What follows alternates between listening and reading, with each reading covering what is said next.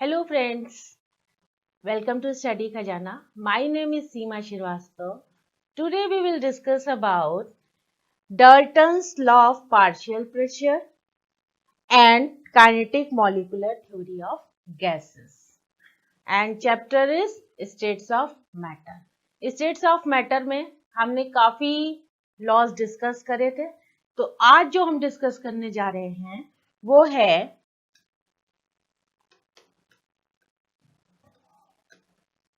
Dalton's law of partial pressure.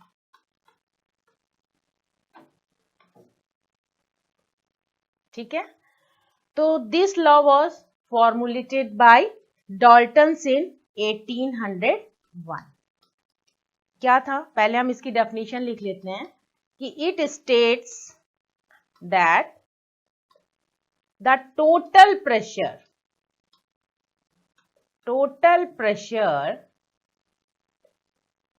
exerted by the mixture of non-reactive gases is equal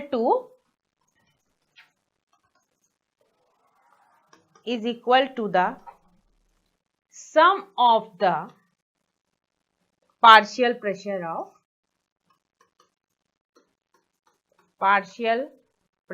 of individual gases.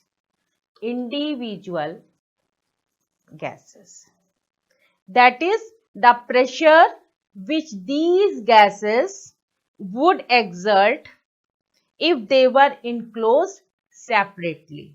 ठीक है ना, in the same volume and under the same condition of temperature in a mixture of gases, the pressure exerted by the individual gases is called, क्या कहलाएगा? Partial pressure कहलाएगा.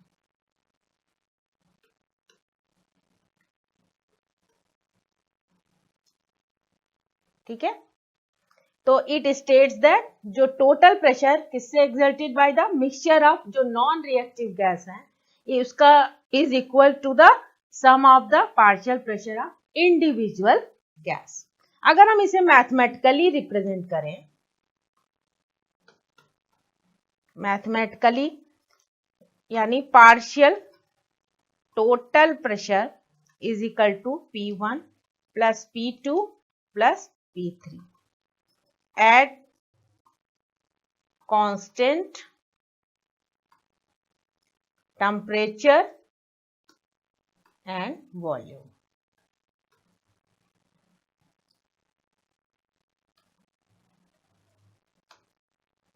ठीक है ना, where P total क्या है?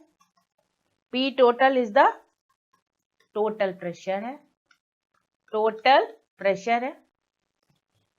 exerted by the mixture of gases.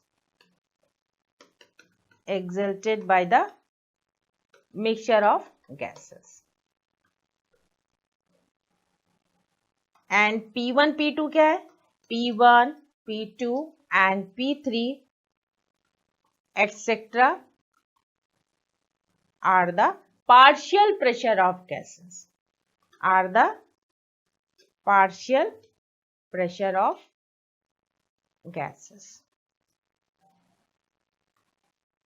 ठीक है ना, total pressure exerted by the mixture of gas वो क्या है? P टोटल है.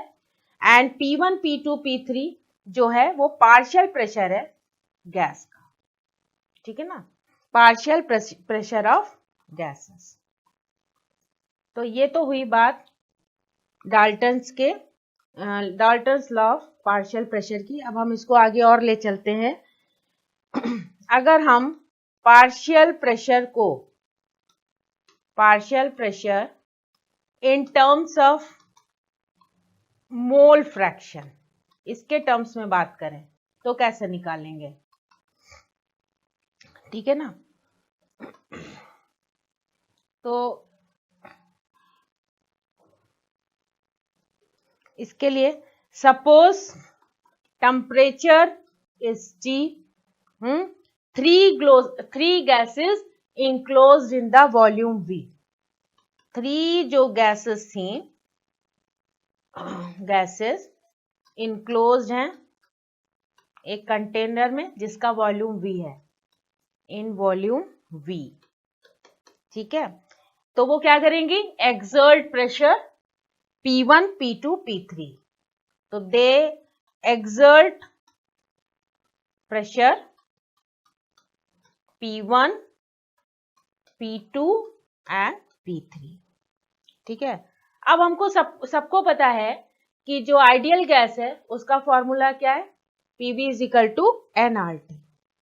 तो P1 बराबर हो गया nRT अपॉन V1। एक तो इक्वेशन हमने ये बना ली।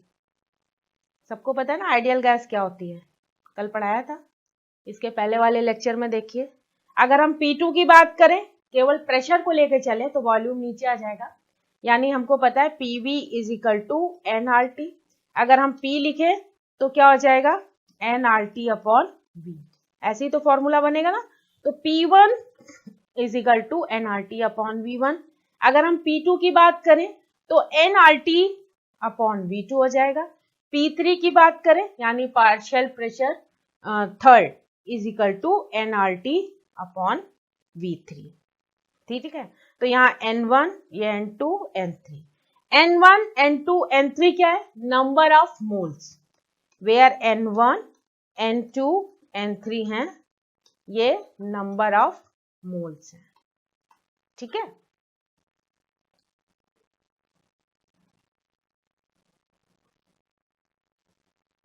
अब देखिए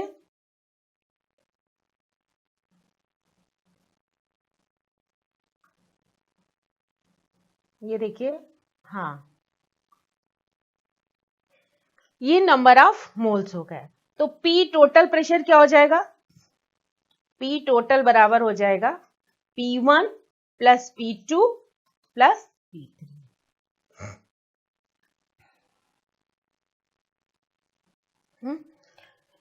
P1 प्लस, अब इसमें वैल्यूज पुट करते हैं। तो वैल्यूज क्या थी, N1 RT upon V plus N2 RT upon V plus N3 RT upon V. R is constant, temperature is constant and volume is constant. अब आप देखिए फिर हम क्या करेंगे, on dividing P1 by P total, तो we get क्या मिल जाएगा हमें, then we get P1 upon P total is equal to N1 upon N1 plus N2 plus N3, यानी RTV कॉमन ले लिया और नीचे भी RTV, ठीक है। आपको पता है इस इक्वेशन में R is constant, temperature is constant and volume is constant. तो देन इसमें क्या हो जाएगा, N1 upon N1 plus N2 plus N3 is equal to हो जाएगा N1 अपॉन N, इसको क्या ले लिया, N ले रखते हैं, इज इक्वल टू हो जाएगा X1।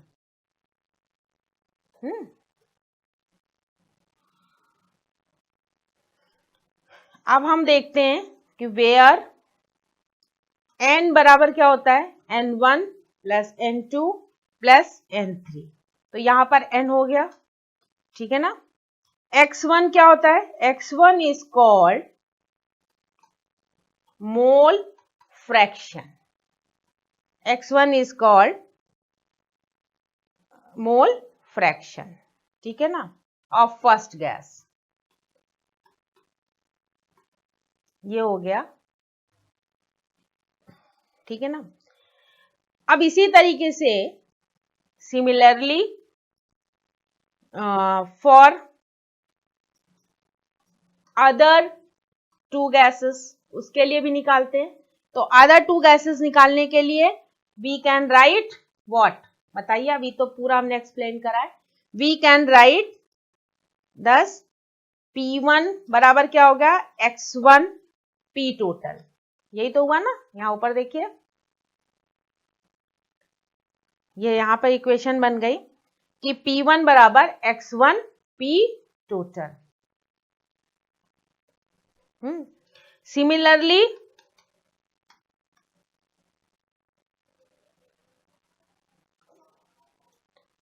for other two gases we can write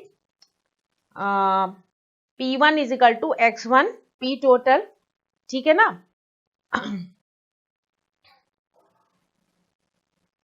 नहीं, यहां पर अदर टू पहली की तो निकाल ही ली थी ना, तो ये हो गया P2 X2 P टोटल, और दूसरे का निकालेंगे P3 is equal to X3 P total, ठीक है ना।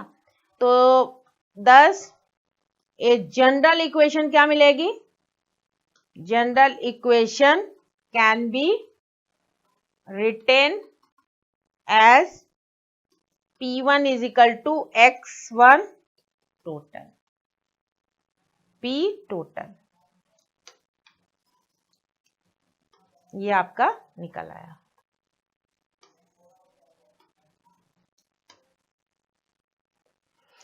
तो P1 यहां देखिए,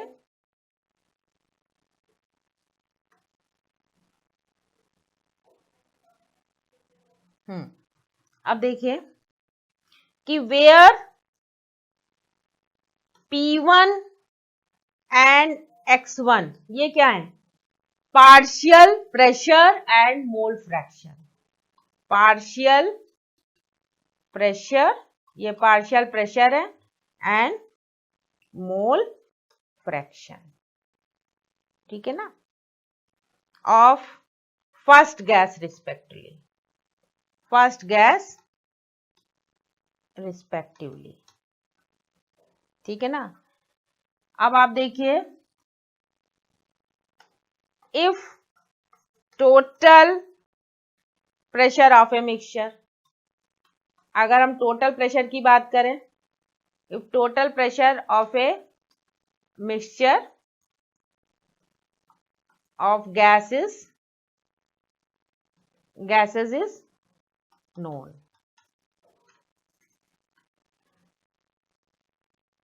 तो ये हमने आपका Dalton law of partial pressure के बारे में डिस्कस करा।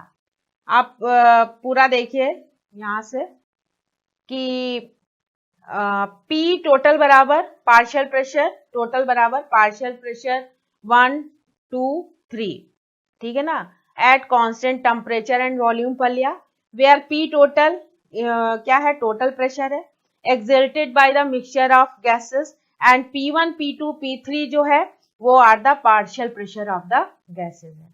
फिर अब हम क्या करते हैं, T is temperature, 3 gases enclosed in volume, V एक कंटेनर है उसमें ली गई है। अगर हम आइडियल गैस की इक्वेशन लिखते हैं PV is equal to nRT, तो पार्शियल प्रेशर निकालने के लिए nRT अपॉन V हो जाता है। तो P1 अगर पार्शियल प्रेशर एक गैस का निकालें तो N1 RT अपॉन V1 हो जाएगा। फिर P2 बराबर, इसमें टेम्परेचर कांस्टेंट है और ये R भी कांस्टेंट है, P2 निकालें तो N2 R2 सॉरी ये V1 नहीं होगा, यहाँ पर V तो कांस्टेंट है, ठीक है ना। हाँ, अब देखिए nRT अपॉन V, फिर N2 RT upon V, P3 बराबर N3 RT अपॉन V हो गया, जिसमें हमने पहले ही बता दिया है कि क्या क्या चीज कांस्टेंट है, वॉल्यूम भी कांस्टेंट है एंड टेम्परेचर भी कांस्टेंट है। यहाँ देखिए टेम्परेचर एंड वॉल्यूम कांस्टेंट है। अब देखिए N1 N2 N3 is the number of moles हैं, तो पार्शियल प्रेशर टोटल बराबर हो गया P1 plus P2 plus P3 हो जाएगा, ठीक है। अब हम क्या करते हैं कि यहां देखिए, हाँ N1 RT अपॉन V, ठीक है ना, P टोटल बराबर, यहां पर क्या है, यहां पे लिख लीजिए P टोटल बराबर हो जाएगा, P टोटल बराबर N1 RT upon V plus N2 RT upon V plus N3 RT upon V, जबकि हम जानते हैं P टोटल बराबर पार्शियल प्रेशर एक गैस का फिर पार्शियल प्रेशर दूसरे गैस का, मिक्सचर ऑफ पार्शियल प्रेशर की बात कर रहे हैं। तो P1 P2 P3 हो गया, जिसमें इसकी वैल्यूज पुट करी, फिर dividing by P1 by total P, हमने P1 को P टोटल से डिवाइड किया, तो ये आई equation N1 upon N2 plus N3 और RT अपॉन RTV और RTV कॉमन हो गए, फिर N1 upon N2 plus N3 is equal to N1, इसको पूरे को N मान लेते हैं, इज इक्वल टू ये किसके बराबर हो गया, X1 के हो गया, तो where N is equal to N1 plus N2 and N3, ठीक है। अब देखिए X1 is called mole fraction of first gas.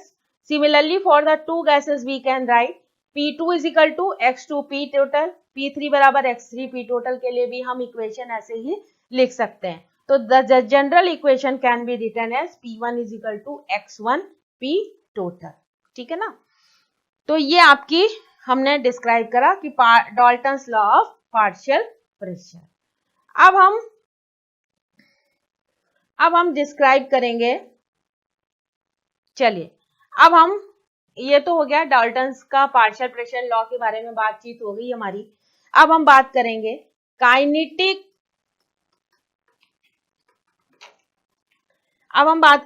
Kinetic molecular theory of gases, kinetic molecular theory of gases, ठीक है ना, इसके बारे में हम बातचीत करने जा रहे हैं। काइनेटिक मॉलिक्यूलर थ्योरी के बारे में अगर हम बात करें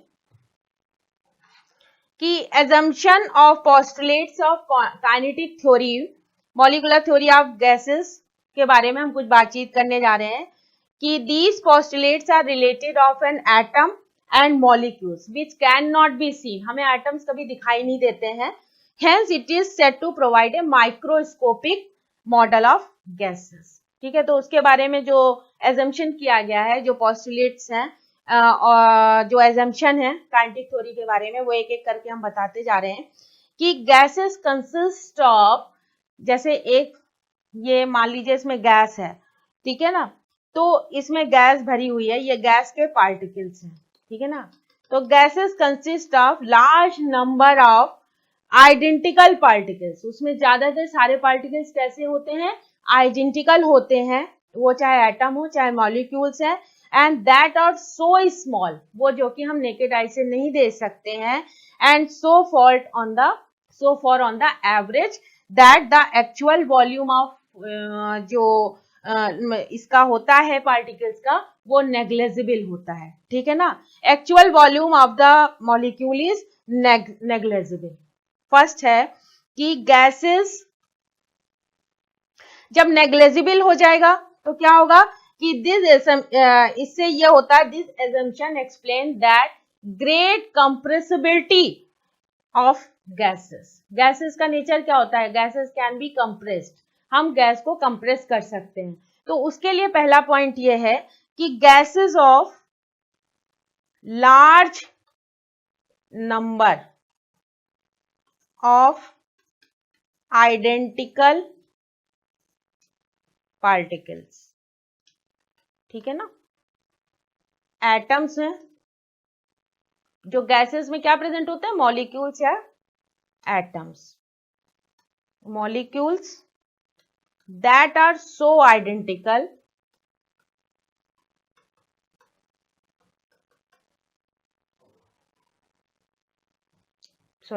that are so small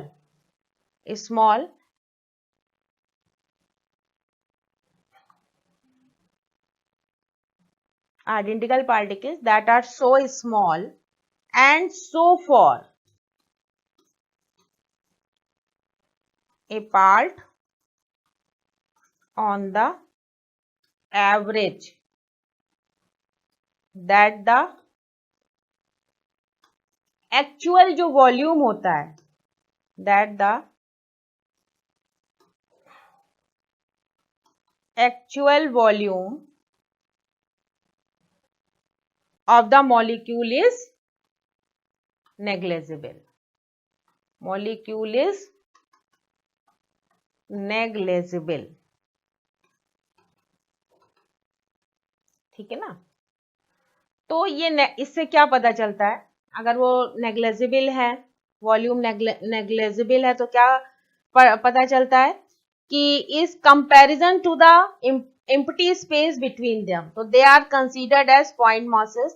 So this assumption explain that that great compressibility of gases. This assumption explain that great compressibility.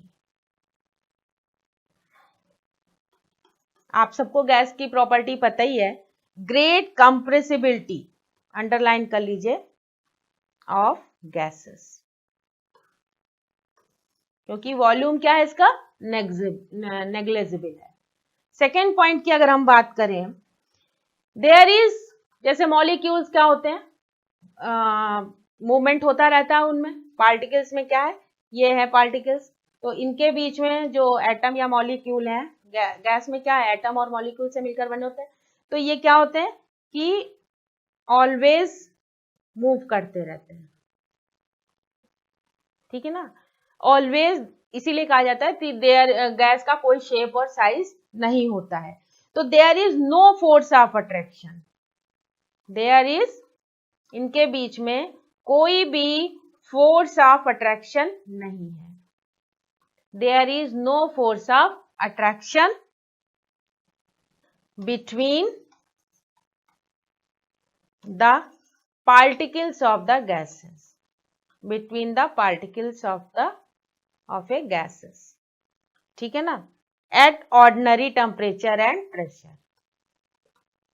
अगर ऑर्डिनरी टेम्परेचर और प्रेशर रखा गया है तो उनके बीच में कोई भी फोर्स ऑफ अट्रैक्शन नहीं है, ठीक है ना। तो the support of this assumptions comes from the fact that gases expand. इससे क्या नतीजा निकला कि गैस जो होती है एक्सपैंड करती हैं, ठीक है ना, gas expand and occupy all the space available of them.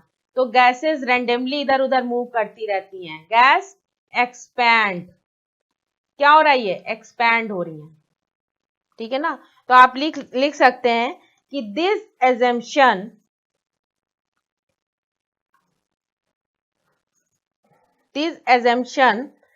explain that this assumption, यहां देखिए, हाँ,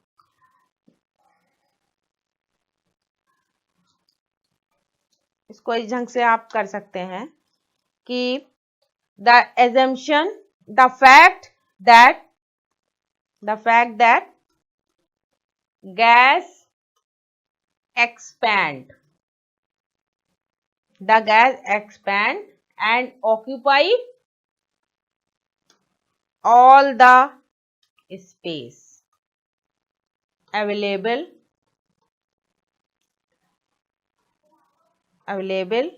to them, ठीक है ना, अवेलेबल। तो this fact that gas expand, इससे क्या होता है, गैस एक्सपैंड करती है, क्यों, क्योंकि there is no force of attraction between the particle of gases at ordinary temperature and pressure. तो दिस फैक्ट ये क्या बताता है कि the gas expand and occupy all the space available to them,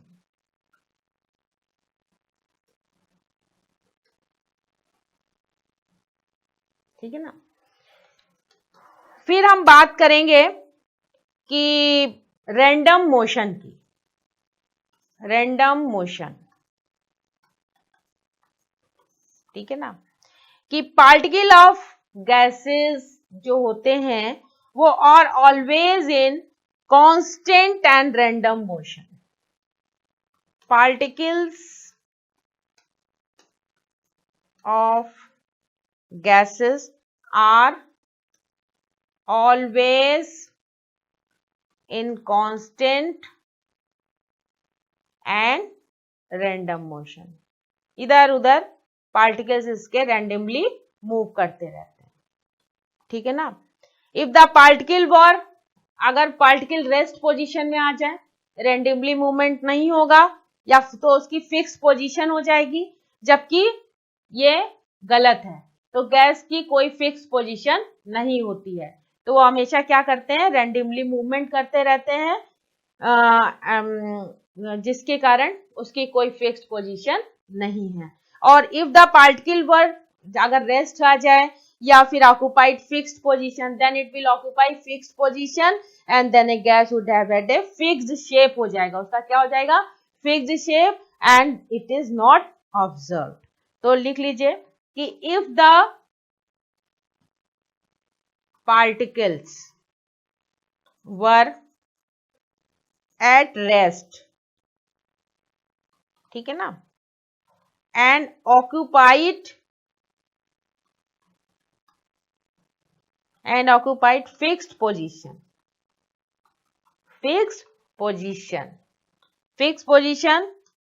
तब क्या होगा, then a gas would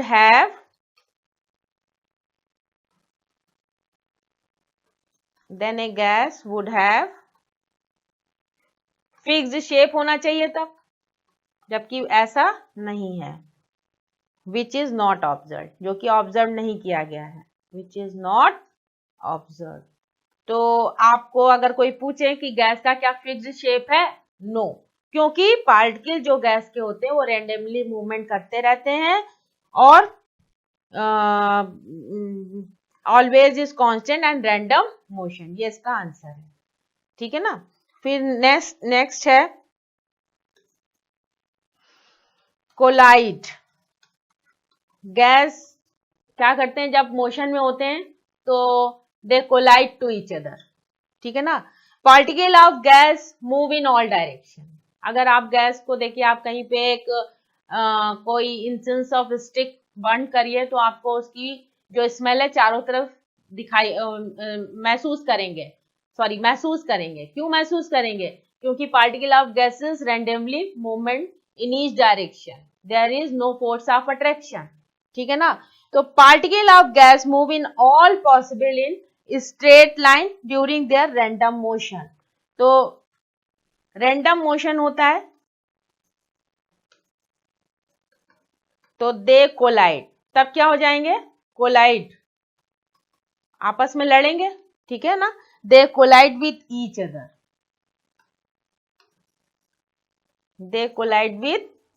other, and with the wall of the container,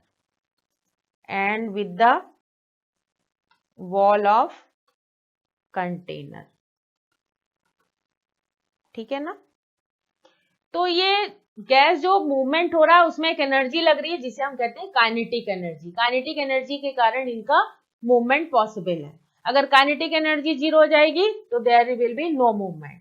तो गैस में पार्टिकल्स कोलाइड क्यों कर रहे हैं, क्योंकि उनके में रैंडम मोशन हो रहा है। रैंडम मोशन के कारण they collide with each other and with the wall of container, ठीक है ना, with the wall of container and pressure, तब उस स्टेट में क्या होगी, pressure is exerted by the gas। फिर क्या होगा, as a result of collision of the particles with the wall of container,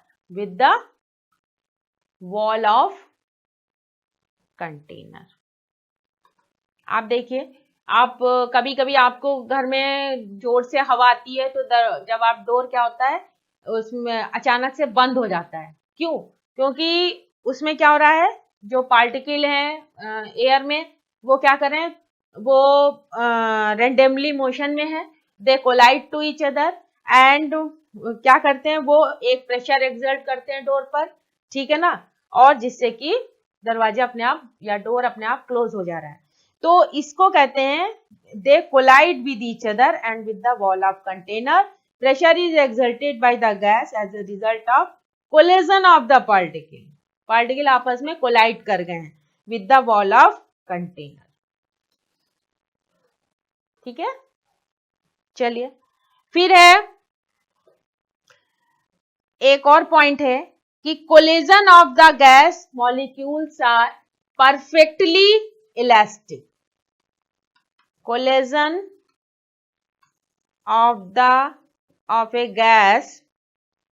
of a gas molecule are perfectly elastic. That is means total energy of molecule. This means that total energy of molecule before and after क्या होगी? After the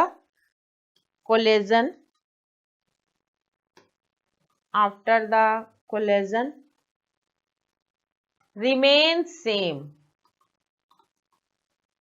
अब आप देखिए कि elastic का मतलब ये हो गया कि जो एनर्जी थी मॉलिक्यूल्स के बीच में वो कौन सी एनर्जी थी? काइनेटिक एनर्जी थी. तो कोलिजन जब हुआ गैस मॉलिक्यूल का तो वो परफेक्टली इलास्टिक था. इलास्टिक मतलब कि टोटल एनर्जी ऑफ मॉलिक्यूल जो पहले थी कोलिजन से और कोलिजन के बाद जो थी वो क्या थी? रिमेन सेम रहेगी. उसकी एनर्जी में कोई भी डिफरेंस नहीं आएगा.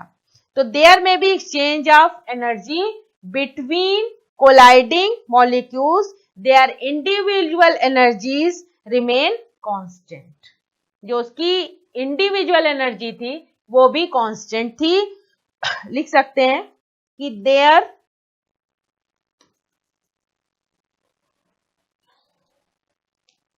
may be exchange of energy between colliding molecules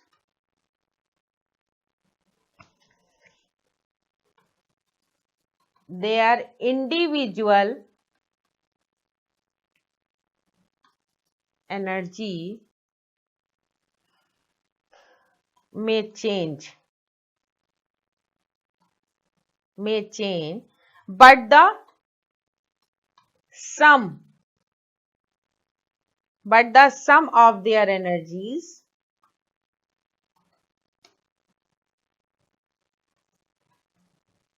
remain constant.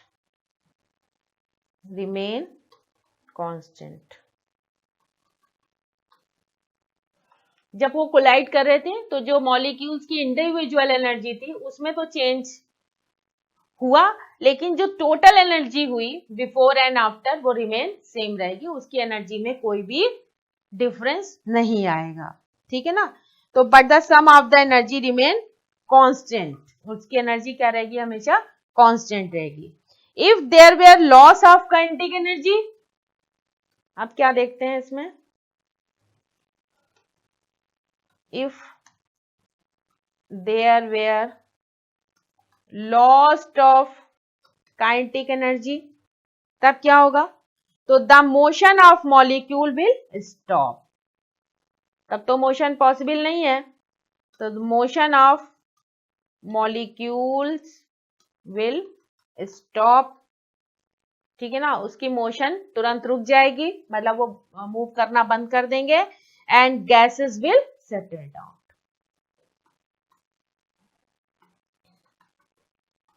And gases will settle down.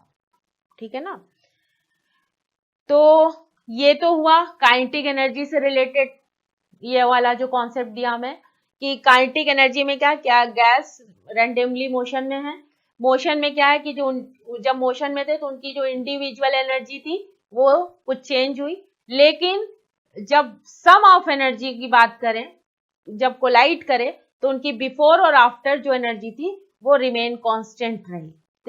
तो अगर काइनेटिक एनर्जी इनकी लॉस्ट हो जाती है तब क्या गैस मोशन में रहेंगे? नहीं, तब वो गैस मोशन में नहीं रहेंगे, molecule will stop and gases will settle down. ठीक है ना? चलिए अब नेक्स्ट देखिए,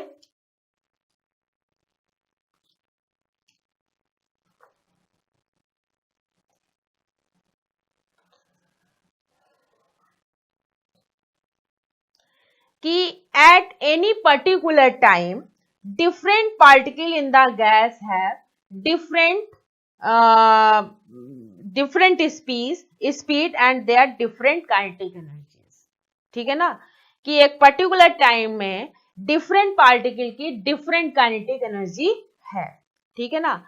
तो this assumption is reasonable because as the particle collide, जब वो पार्टिकल कोलाइड करेंगे तब उसकी, अभी आपके इसको पहले में हमने पॉइंट में एक्सप्लेन करा है, तब उसकी काइनेटिक एनर्जी जो होगी वो कांस्टेंट हो जाएगी, मगर उसके पहले जो वो आपको बता रहे हैं कि different particle in gas have different speed and hence different kinetic energy. तो ये तो हमने काइनेटिक एनर्जी के बारे में बात करी। If A molecule has variable speed, एक और पॉइंट है, if molecule has variable speed, तब क्या होगा? किसी की कोई स्पीड है, किसी की कोई स्पीड है, then it must have variable kinetic energy, then it has variable kinetic energy. ठीक है ना? Under these circumstances we talk only about average kinetic energy, तब हम केवल एवरेज काइनेटिक एनर्जी की बात करेंगे। एवरेज काइनेटिक एनर्जी, तो in kinetic theory it is assumed that average kinetic energy of the gas molecule is directly proportional to the absolute temperature. Temperature पर direct, अगर temperature बढ़ेगा काइनेटिक एब्सोल्यूट जो average kinetic energy का rate भी ज्यादा हो जाएगा, अगर ये टेम्परेचर कम होगा तो काइनेटिक एनर्जी कम होगी। ठीक है ना? assume that average kinetic energy of the gas molecule is directly proportional to the absolute temperature। ठीक है ना? तो on heating a gas at constant volume, जैसे on heating a gas at constant volume पर देखते हैं हम, at constant volume the pressure increases, तब क्या होगा? प्रेशर बढ़ रहा है, इंक्रीजेस। फिर on heating the gas kinetic energy of the particles क्या हो जाएंगे? Increases. Kinetic energy of the particle increases and these strike the wall of the container, walls of the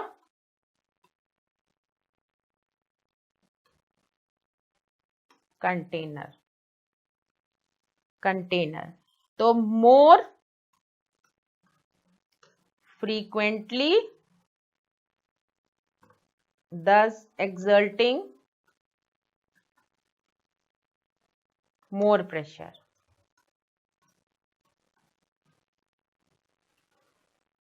तो ये आपको हमने कुछ काइनेटिक थ्योरी के बारे में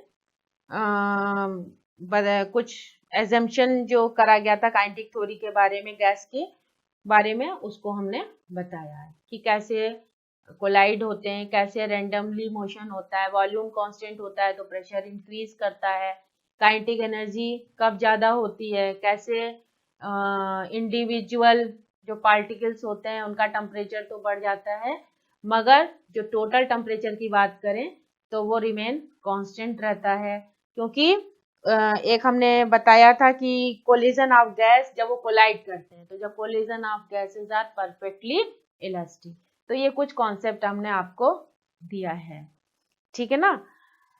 तो ये बात थी हमारी काइनेटिक थ्योरी के बारे में। अब हम बात करेंगे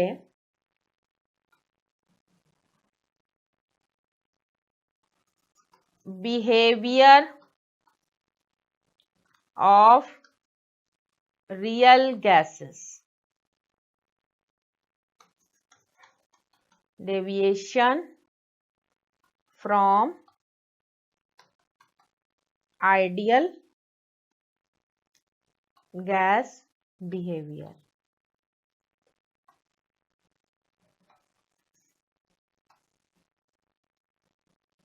इसके बारे में हम बात करेंगे।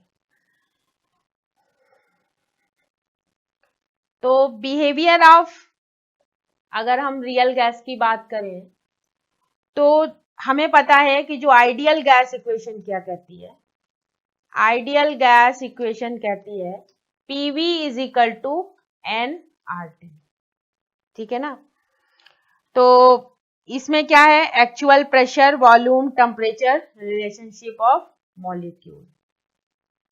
प्रेशर, वॉल्यूम, टेम्परेचर क्या है, रिलेशनशिप ऑफ गैसेस, ठीक है ना। तो अब इनका आपको हम एक ग्राफ से दिखा रहे हैं।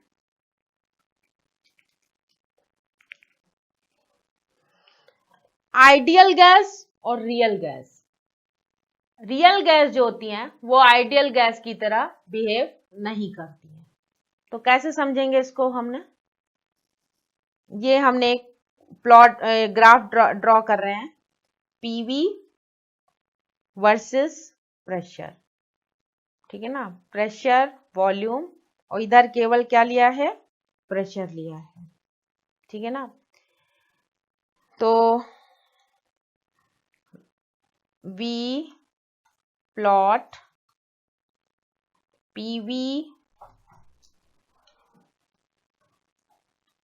PV वर्सेस प्रेशर,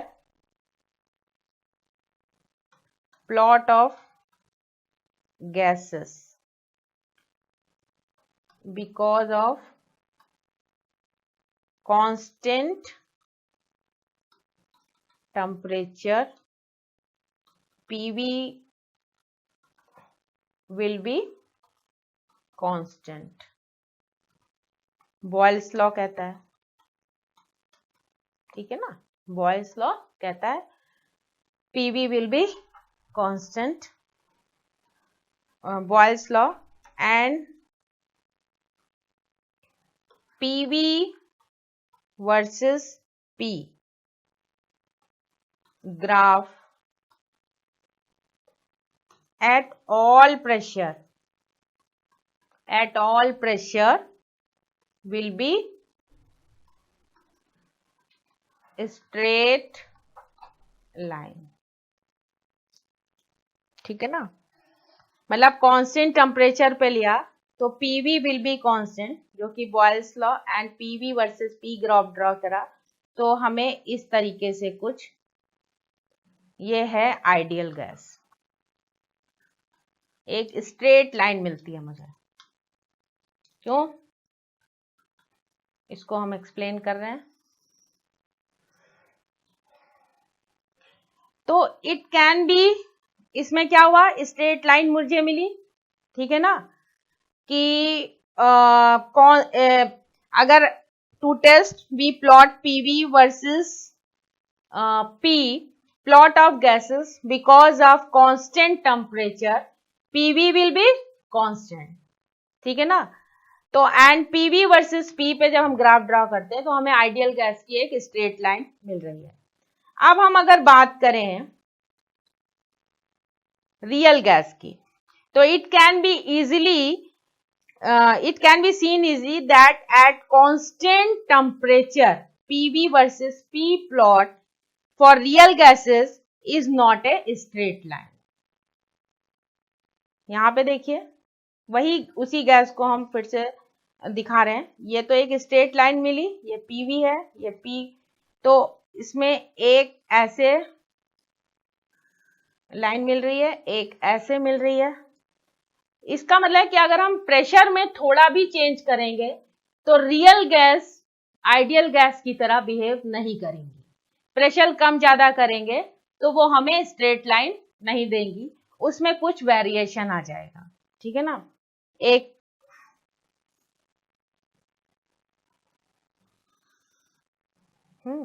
ये कार्बन मोनोऑक्साइड, ये CH4 है, ये हाइड्रोजन है और ये हीलियम है।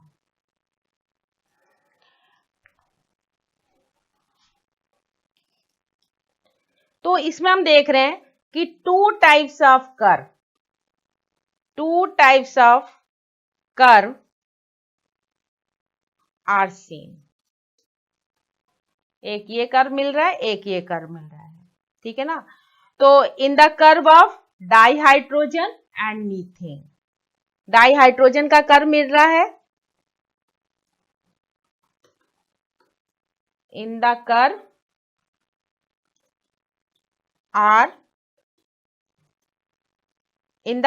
Are as the pressure increases, अगर हम प्रेशर क्या करते हैं, बढ़ा देते हैं। इफ द प्रेशर इंक्रीज कर दिया तो हमें क्या मिल रहा है, for dihydrogen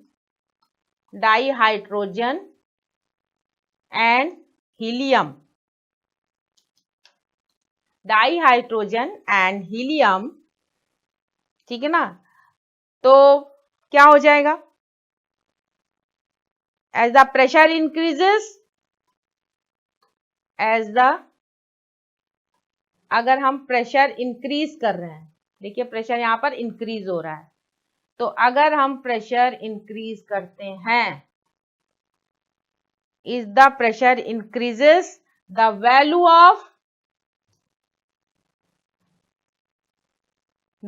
of PV also increases, ठीक है ना। आप देखिए यहां पर ये डाइहाइड्रोजन है और ये हीलियम है। यहां देखिए ये प्रेशर इसका इंक्रीज कर दिया गया तो पीवी में भी चेंज आ गया, यानी प्रेशर और वॉल्यूम भी जो ग्राफ ड्रॉ कर रहे थे उसमें भी इंक्रीज हो गया। ये रियल गैस की बात कर रहे हैं हम, ठीक है ना। आइडियल गैस में तो हम स्ट्रेट लाइन मिल रही है, PV T सब कांस्टेंट दिखा रहा है, तो उसमें तो आइडियल गैस हो गया, ये है आइडियल गैस। मगर ये जो है ये रियल गैस है, इसमें हमने जैसे ही प्रेशर बढ़ाया उसमें प्रेशर और वॉल्यूम दोनों इंक्रीज कर रहे होते हैं। और सेकेंड टाइप के प्लॉट में देखें आप, अगर हम सेकेंड टाइप का प्लॉट देखें, second type plot is seen in the case of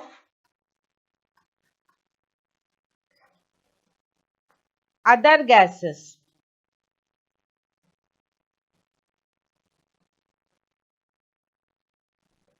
देखिए ये हाइड्रोजन और हीलियम की बात कर रहे थे, तो हाइड्रोजन और हीलियम में क्या करा, P इंक्रीज करा तो PV भी इंक्रीज कर गया, ठीक है ना। अगर हम कार्बन मोनोऑक्साइड और मीथेन की बात कर रहे हैं, second type plot is seen in the case of other gases, जैसे लाइक कौन कौन से लिए हमने, carbon monoxide and methane. Methane की बात करें तो इसमें फर्स्ट क्या दिखाते हैं, फर्स्ट नेगेटिव डेविएशन हो रहा है, first negative deviation from ideal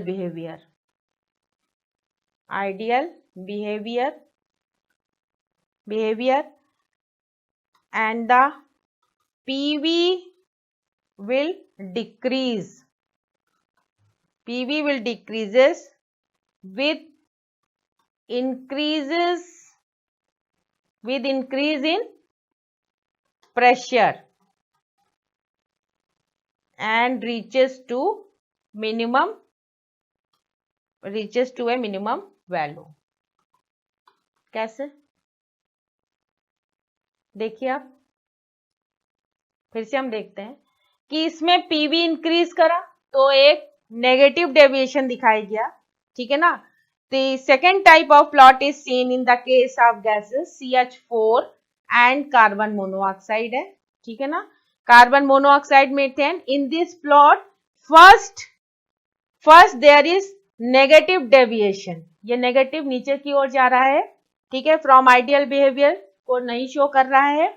and the PV will also decreases, यहाँ पर पीवी क्या हो रहा है, डिक्रीज दिखा रहा है विद इंक्रीज इन प्रेशर, जबकि प्रेशर इसमें क्या हो रहा है, बढ़ता हुआ दिखाई दे रहा है, जो कि आइडियल बिहेवियर से अलग है।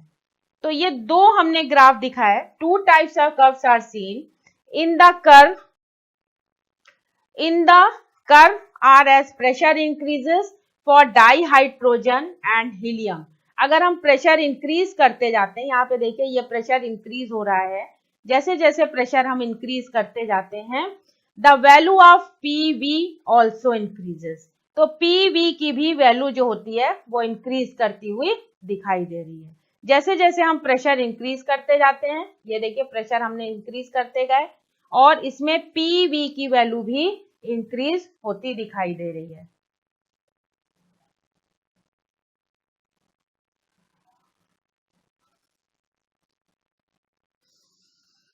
ठीक है ना। सेकेंड टाइप में हमने ये देखा, सेकेंड टाइप का जो ग्राफ था like carbon monoxide and methane का जो था, उसमें हमने देखा कि first negative deviation from ideal behaviour, the PV will decrease, इसमें पीवी क्या हो रहा है, डिक्रीज हो रहा है, ठीक है ना, एंड प्रेशर विल इंक्रीज, ठीक है ना, प्रेशर जो रहता increases in pressure and reaches to a minimum value.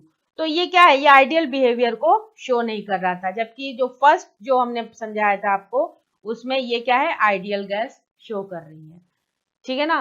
तो constant temperature PV will be constant as Boyle's law and PV is versus P graph at all present will be a straight line, ठीक है ना। ये ideal gas, बल्कि real gas, ये ideal gas का है line, लेकिन अगर हम रियल गैस की बात करें तो वो आइडियल गैस की तरह बिहेव नहीं करती है। जरा सा भी अगर उनमें लग गया कि प्रेशर इंक्रीज हो रहा है या प्रेशर डिक्रीज हो रहा है तो वो आइडियल गैस की तरह बिहेव नहीं करेंगी। अदर गैसेस जो कोई भी गैस लेंगे तो वो आइडियल गैस की तरह बिहेव नहीं करेंगी। तो ये तो बात हो गई हमारी रियल गैस और आइडियल गैस की बात, ठीक है ना। फिर है, अगर हम अब दूसरा ग्राफ देखते हैं कि ideal behaviour, second is deviation from ideal behaviour also become apparent when pressure versus volume, ठीक है ना। इसके लिए हम ड्रॉ करने जा रहे हैं ग्राफ। ये देखिए ये प्रेशर है और ये क्या है, वॉल्यूम है, ठीक है ना। आप इसमें देखें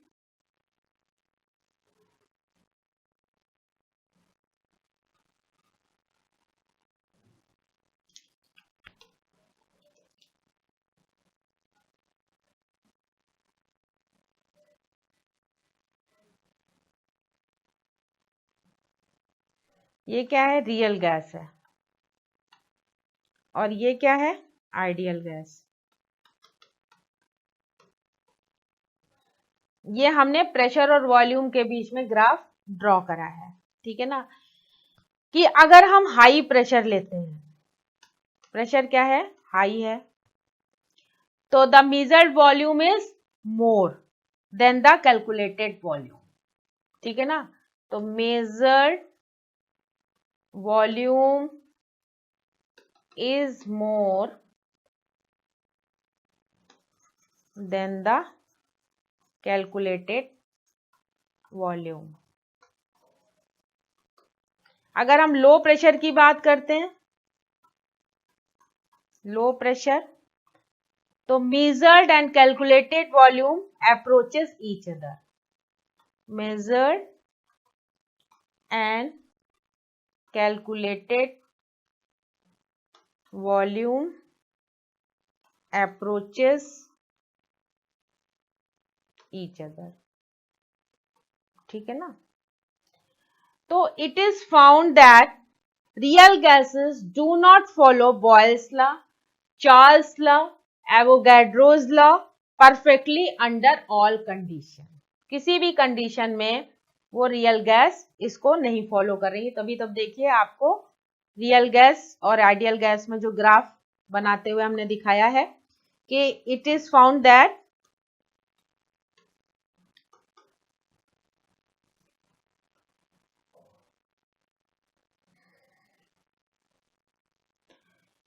मतलब इसमें आप ये भी लिख सकते हैं कि द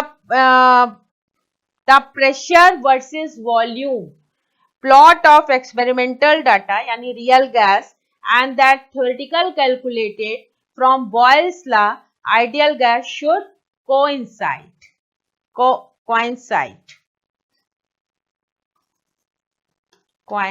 यहां एक दूसरे से मिलती हुई दिखाई दे रही है. ठीक है ना, फिर है कि जो रियल गैसेस हैं, अभी हमने बताया real gas do not follow, ये अंडरलाइन करिए, real gas do not follow Boyle's law,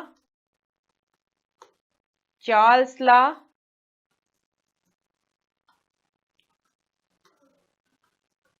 law, Avogadro's law,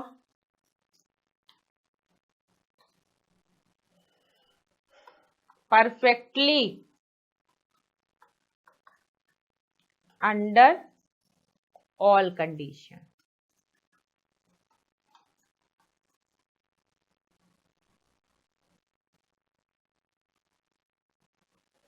ठीक है ना,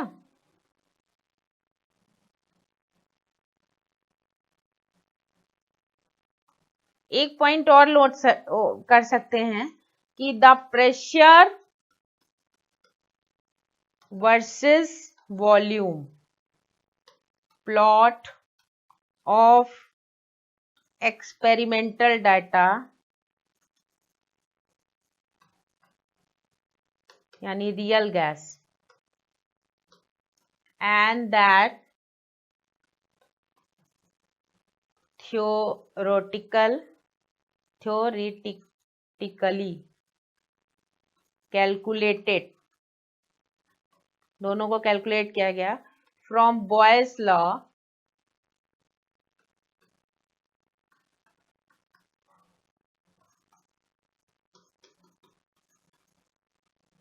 आइडियल गैस शुड कोइंसाइड. ये देखिए, यही वाला डायग्राम था.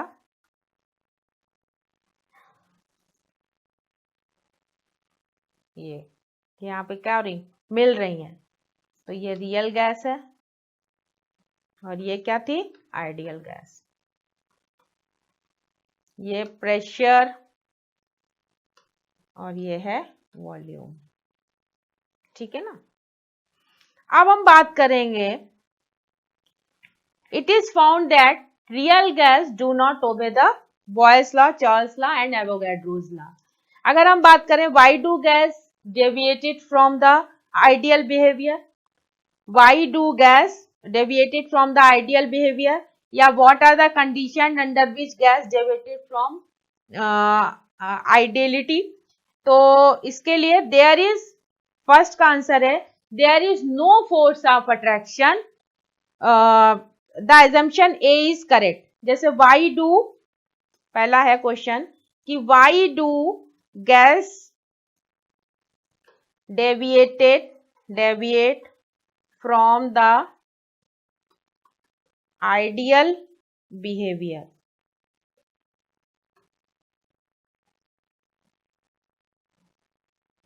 Ideal behavior.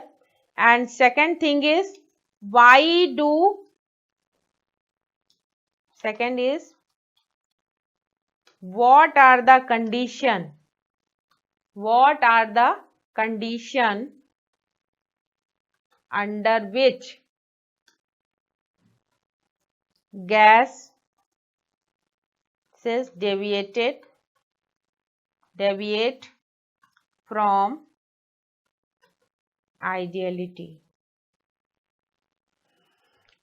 तो फर्स्ट का है there is no force of attraction, there is no force of attraction between the molecules,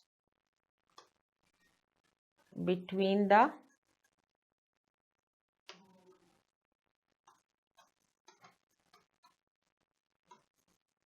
molecules. पहला. फिर their volume of molecule of gas is negligible. ठीक है ना, small in comparison to the space occupied by the gas. ठीक है ना. तो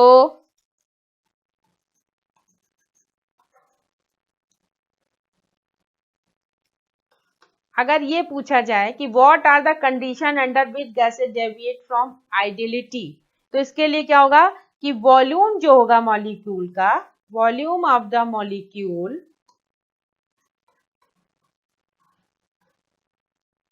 of A gas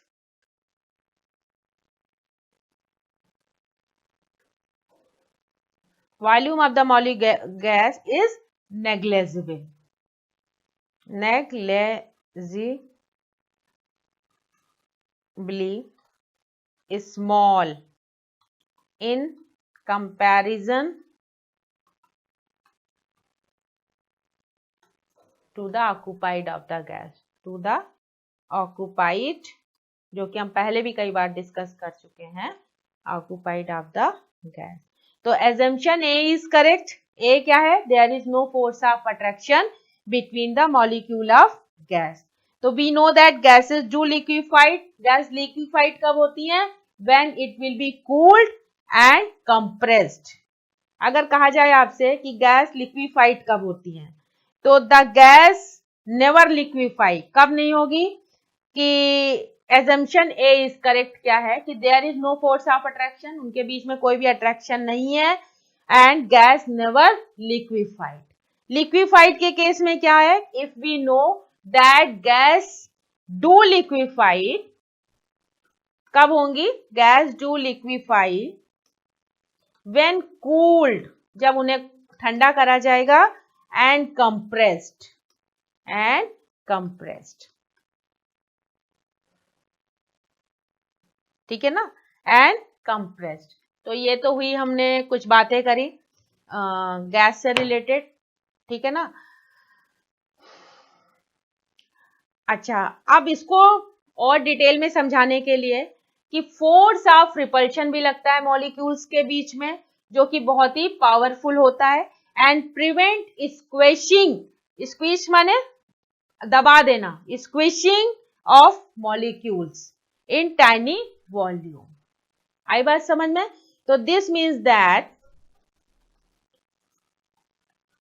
अगर रिपल्शन की बात कर रहे हैं तो जो दो मॉलिक्यूल रैंडमली मूव कर रहे थे, तो अगर वॉल्यूम नेग्लेजिबल है तो उसमें क्या होगा, फोर्स ऑफ जो रिपल्शन है वो पावरफुल है और enough, and prevent squashing, and prevent उसको रोकता है, and prevent equation of molecule in tiny volume. That force of repulsion are powerful enough and prevent squashing of molecules in tiny volumes.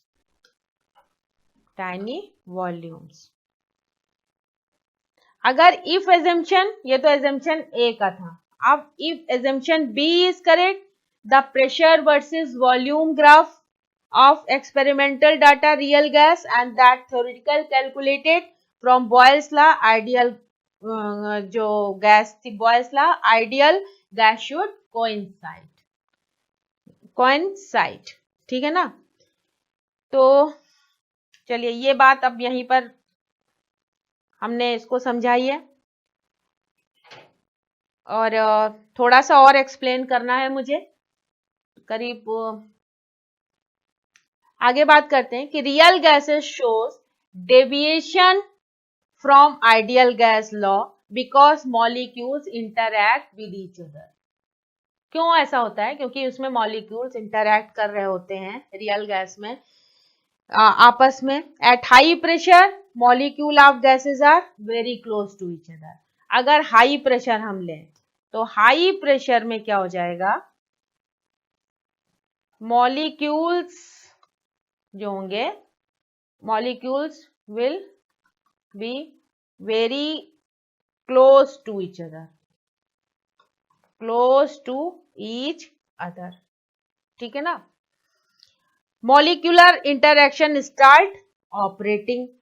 At high pressure, molecule do not strike the wall of the container with full impact because these are dragged back by the other molecule. जो कि हमने repulsion वाला बताया कि अगर high pressure लग रहा है तो मॉलिक्यूल्स क्या करेंगे, वॉल पर स्ट्राइक नहीं कर पाएंगे, क्योंकि विद द फुल इम्पैक्ट के साथ नहीं कर पाएंगे, because these are molecular, these are dragged back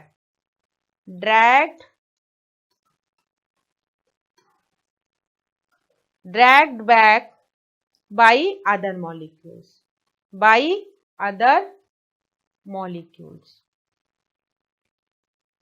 due to the molecular attractive force, ठीक है ना। तो this affect the pressure exerted by the molecules on the wall of the container. अब इसका एक फॉर्मूला भी आप देखिए आगे क्या बन रहा है कि thus the pressure exerted by the gas is lower than the pressure exerted by the ideal gas. The pressure exerted by the gas is lower than the pressure exerted by the ideal gas. यानी P total is equal to P real क्या मतलब pressure plus AN square upon V square. ये क्या है, observed pressure, observed pressure है, और ये है करेक्शन टर्म।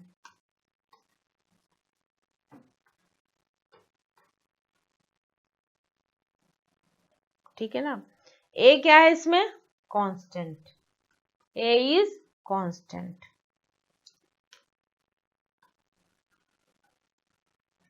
हमको पता है आइडियल गैस की equation PV is equal to nRT, ठीक है ना। तो यहां पर ये इसको रखा है P टोटल बराबर P real plus AN square upon V square. उसके बाद A इज कांस्टेंट। अगर हम बात करें repulsive forces also become significant, तो repulsive interaction are short range interaction and are significant when molecules are always in contact. So this is situation at high pressure. So repulsive force cause the molecule to behave as small but interpenetrable spheres, ठीक है ना। तो अब जैसे the volume occupied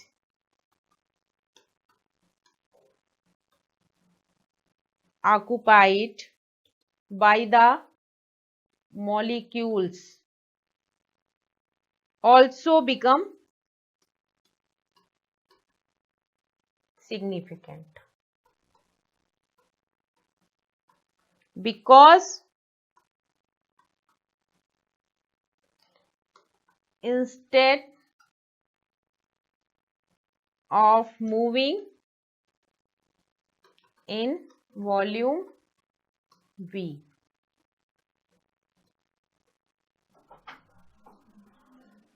तो then equation क्या हो जाएगा, V minus n b, where n b क्या है, n b is approximately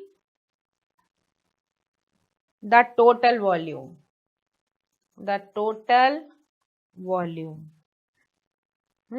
occupied by the molecules, occupied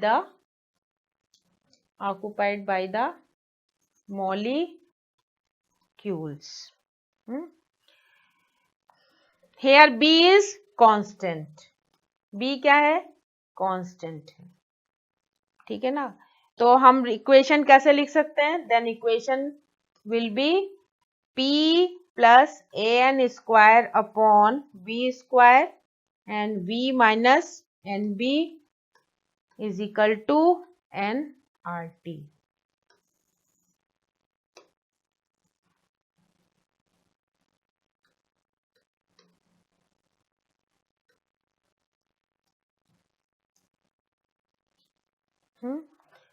तो इसको हम कहेंगे van der Waal equation, van der Waals equation.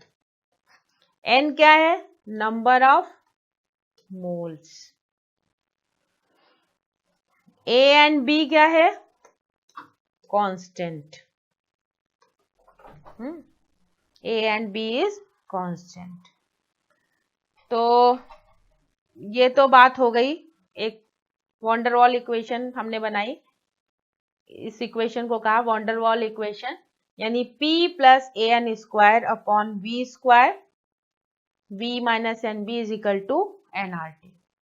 Eight very low temperature intermolecular force क्या हो जाएगा, become significant as the molecule travel with low average speed, उसमें तब speed क्या हो जाएगी, कम हो जाएगी, एंड उसमें जब स्पीड कम हो जाएगी तो real gas shows ideal behavior when condition of temperature and pressure are such that intermolecular forces are practically negligible.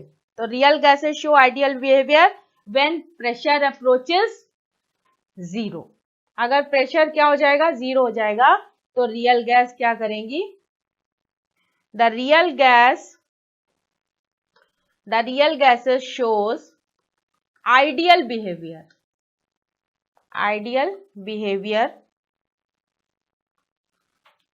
when pressure approach zero, ठीक है ना। तो pressure approach zero. Students that's all for today. इसके आगे का जो equation है हम नेक्स्ट लेक्चर में लेंगे, और हमने पूरी कोशिश करी है आपको समझाने की, आपको अच्छे ढंग से समझ में आ गया होगा। अगर इसके बाद भी कोई क्वेरीज लेनी है तो studykhajana.com से ले सकते हैं, मगर नेक्स्ट लेक्चर सुनना जरूर ध्यान से, क्योंकि इसके आगे भी बहुत इंपॉर्टेंट पार्ट है। Thank you so much.